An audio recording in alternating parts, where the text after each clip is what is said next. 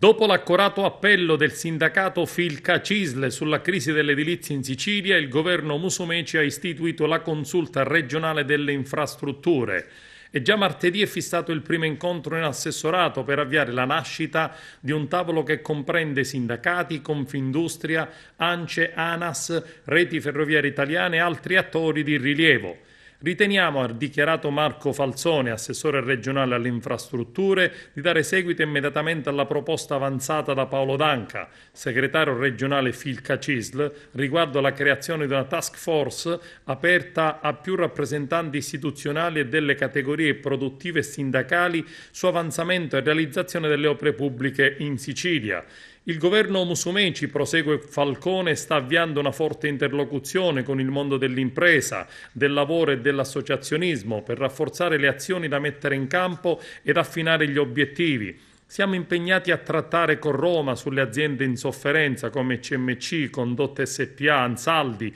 Toto Costruzioni per far ripartire grandi cantieri e anche in questo la consulta delle infrastrutture, conclude Falcone, può essere uno strumento di confronto e raccordo per dire basta alla stagione delle incompiute e delle opere che languono. La CMC di Ravenna, impegnata nei lavori sulla statale 640 Agrigento-Caltanissetta e sulla Palermo-Agrigento, è in grosse difficoltà, creando naturalmente allarme e preoccupazione per il proseguo delle opere e la sua conclusione. Cantieri infiniti tra deviazioni e tratti dissestati e tortuosi e tanti disagi per i pendolari e gli automobilisti che tutti i giorni la percorrono. Una strada considerata fra le più pericolose e che oggi si presenta ancor più ferita dai danni causati dal maltempo del novembre scorso.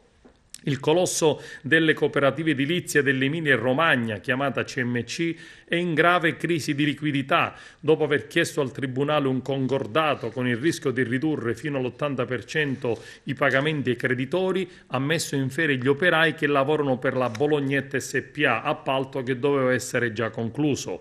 La nostra preoccupazione rimane da un lato il completamento delle opere in un territorio come il nostro, dove manca aeroporto, autostrade, e dall'altro la serenità dei lavoratori, imprese e fornitori, ai quali speriamo sia garantito il diritto al lavoro ed una retribuzione dignitosa. Una filiera è quella dell'edilizia in ginocchio, dove imprese di costruzioni, fornitori di materie prime, personale dipendente, ristoratori, piccole attività commerciali rischiano seriamente il collasso se questa situazione non si risolve in tempi brevissimi, soffocando ulteriormente la già difficile economia siciliana, ricordando ancora che sono infrastrutture che hanno già sforato i tempi massimi di consegna dei lavori. L'augurio è naturalmente che non rimangano cattedrali nel deserto.